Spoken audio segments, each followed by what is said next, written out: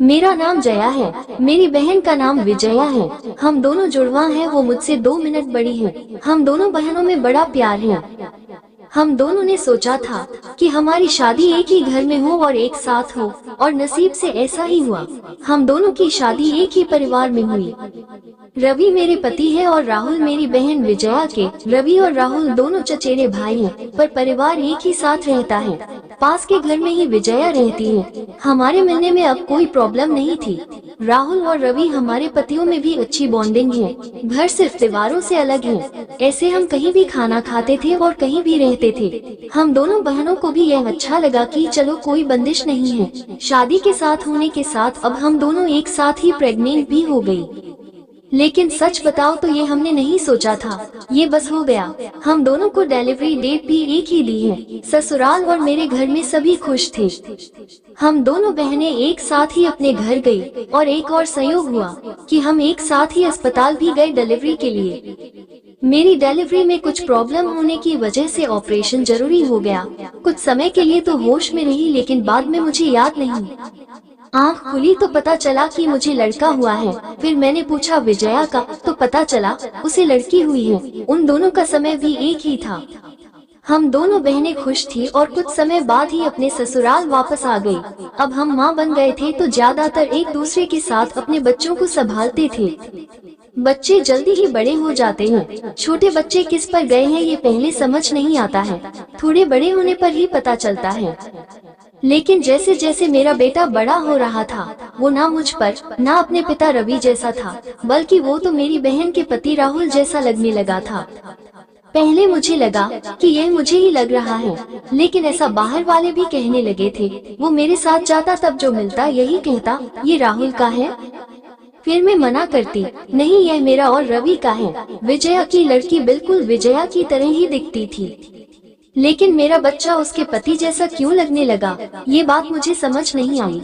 मेरे पति को एक बार मैंने ऐसे ही उनसे मजाक में कहा कि यह तो राहुल जैसा लगने लगा।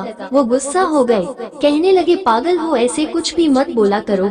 मेरी मजाक में कहीं बात पर वो इस तरह गुस्सा हो जाएंगे मुझे पता नहीं था, लेकिन ऐसा वो पहली बार ही हुए हैं। अब मेरे मन में कई सवाल मंडराने लगे कि मेरे साथ हो क्या रहा है। मेरी बहन और बाकी सभी को मैंने कुछ नहीं कहा, लेकिन क्या सबको दिखाई नहीं पड़ रहा था। लेकिन कोई भी इस बारे में जिक्र भी नहीं करता था। कुछ महीने ऐसे ही और चला गया, लेकिन मेरे दिमाग में ये सब चलता ही रहा। फिर मैंने सोचा कि मैं अपनी बहन से बात करूं। मैंने उससे डायरेक्ट नहीं पूछा, क्योंकि हो सकता है वो गलत तरीके से ले ले, और मैं नहीं चाहती थी कि मेरी वजह से उसके और राहुल में कुछ तनाव पैदा हो। मैंने ऐसे ही उससे ही मजाक में ही कहा कि यह तो धीरे धीरे अपने चाचा जैसा लगने लगा और लगेगा भी, एक ही परिवार के तो हैं। वो थोड़ा सा मुस्कुराई, बस अब मैंने पकड़ लिया, क्योंकि मैं अपने बहन को बचपन से जानती थी। कुछ छिपाने वाली मुस्कान थी। वो जल्दी से कुछ बहाना करके वहाँ से चली गई। इस घर में ऐसी कोई बात है जो मुझसे छिपाई जा रही है। मैं अब शक भी करने लगी सब पर, अपने पति पर, बहन पर, उसके पति राहुल पर।